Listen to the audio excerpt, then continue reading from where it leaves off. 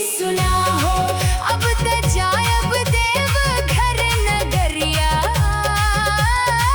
ये भैया सुना हो, बोल बम बोल बम बोल कावड़िया बोल बम, बोल बम बोल बम बोल कावड़िया बोल बम।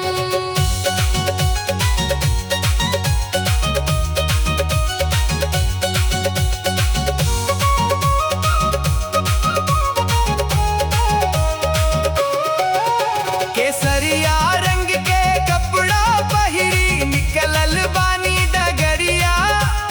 भोले बाबा के दर्शन खातिर चलल देव घर नगरिया। बेलपत्र धतूरा फूल चढ़ाइब पूरी होई मन के अरजिया। भोले बाबा के कृपा बरसी पूरी होई मुरादिया।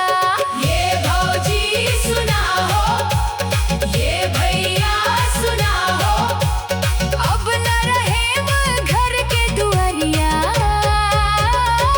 ये भौजी सुना हो, अब त जायब देव घर नगरिया। ये भैया सुना हो, बोल बम बोल बम बोल कांवड़िया बोल बम, बोल बम बोल बम। बोल कांवड़िया बोल बम। बाबा धाम के राह में गुंजे बोल बम बोल बम। गंगा जल के धारा संग गूंजे